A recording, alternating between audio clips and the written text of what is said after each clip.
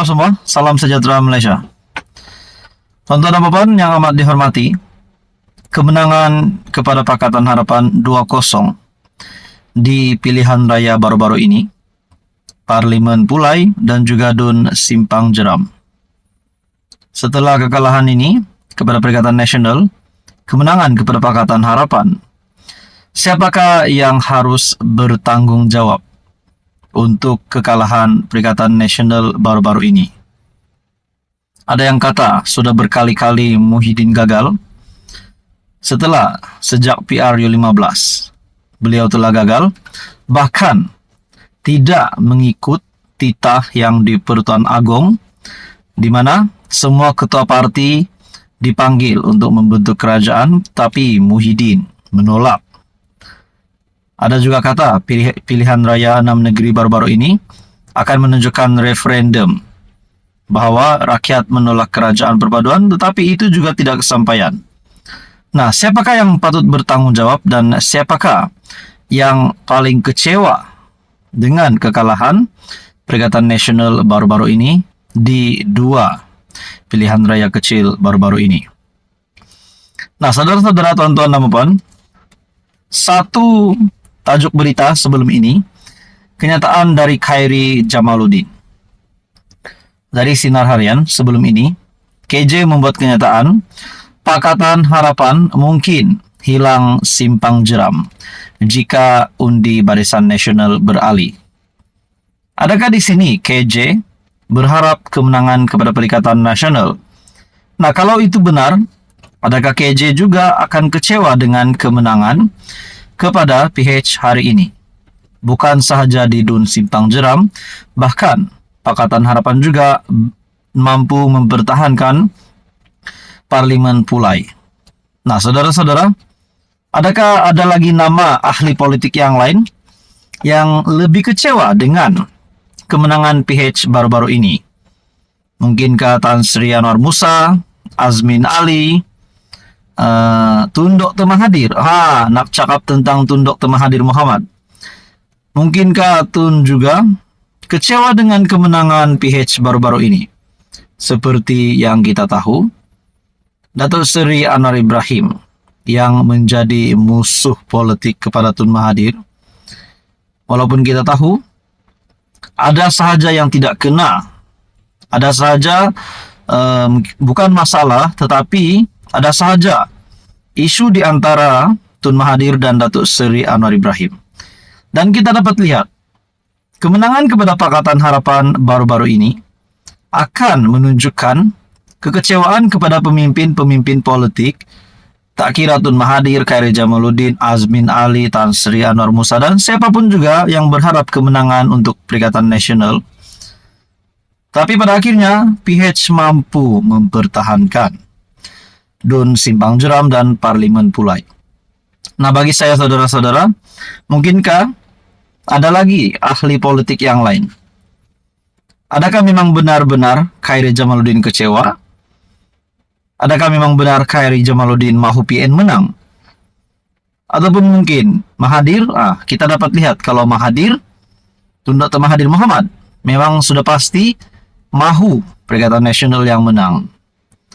Nah, saudara-saudara, tuan-tuan dan puan, menurut Anda, siapakah lagi ahli politik yang lain di Malaysia ini yang berharap kemenangan untuk PN tetapi gagal?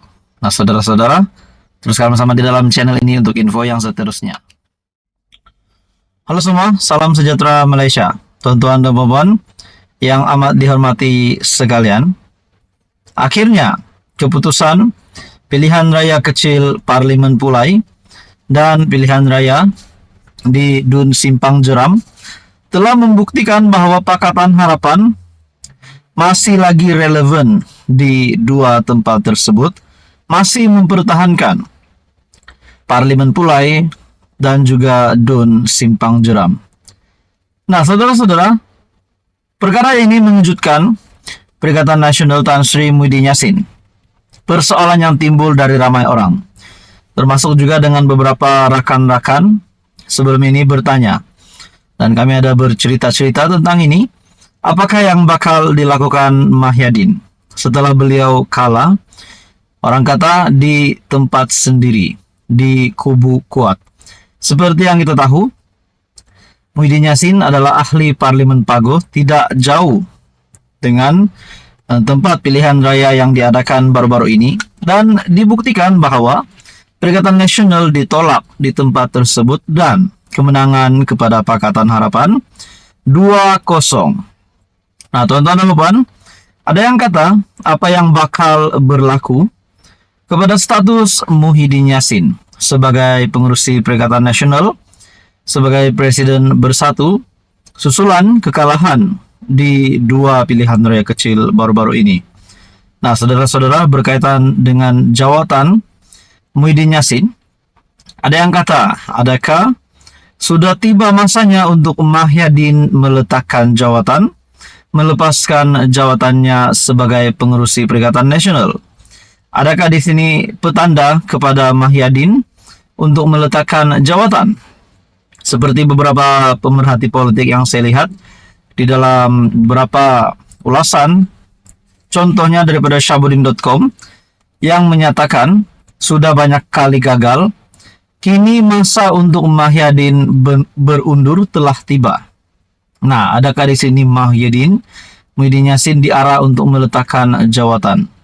Nah, saudara-saudara yang amat dihormati sekalian, kegagalan keberapa kalikah kali ini untuk Muhyiddin Yassin Perikatan Nasional sebagai pengurusi Perikatan Nasional? Pertama yang kita tahu pada pilihan raya umum ke-15 dan juga pada PRN pun tidak mampu untuk menang 6 negeri.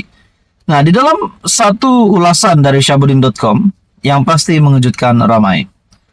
Jadi saudara-saudara, tonton apapun, sebelum saya meneruskan isu hangat ini, saya meminta jasa baik Anda untuk bantu channel ini dengan menekan butang like, share, dan juga subscribe. Sudah banyak kali gagal, kini masa untuk Mahyadin berundur telah tiba.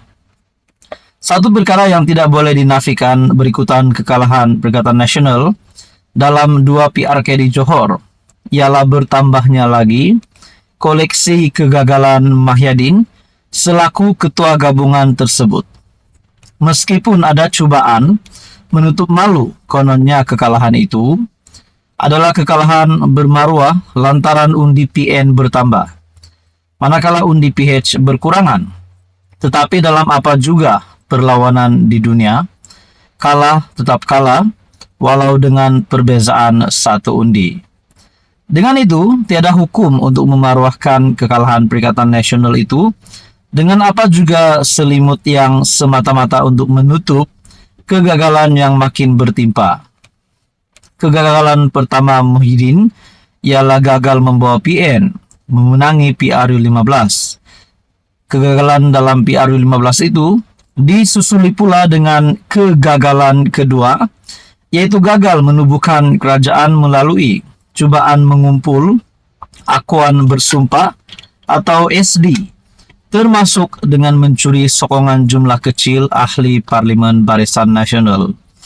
Hakikatnya, kegagalan itu lebih menyerlakan kerakusan Mahyadin untuk berkuasa tanpa menyadari di bawah undang-undang anti lompat parti yang telah diluluskan di parlimen. SD secara pribadi oleh mana-mana ahli parlimen sudah tidak terpakai lagi. Pokoknya, macam mana Mahyadin nak jadi Perdana Menteri buat kali kedua jika undang-undang dalam negara pun gagal difahaminya soal Syahbudin.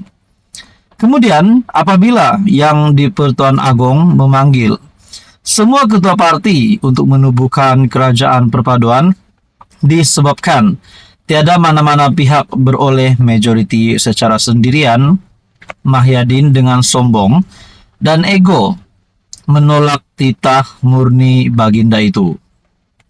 Berikutan enggan menyertai kerajaan perpaduan dan semua parti lain setuju, maka termenjadilah PN sebagai pembangkang.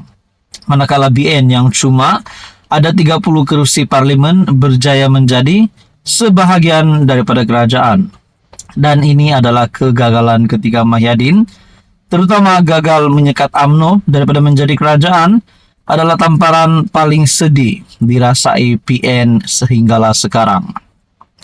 Seorang pemimpin bersatu pernah berkata, jika bukan Mahyadin mengetuai PN ketika itu, kemungkinan besar hari ini PN adalah sebahagian daripada kerajaan perpaduan sebagaimana telah dititahkan Agong.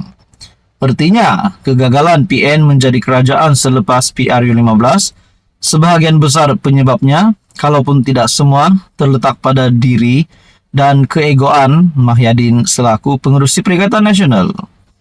Kegagalan keempat ialah apabila beliau bercita-cita besar mahu menjadikan PRN 6 negeri baru-baru ini sebagai referendum untuk menolak Anwar Ibrahim sebagai Perdana Menteri.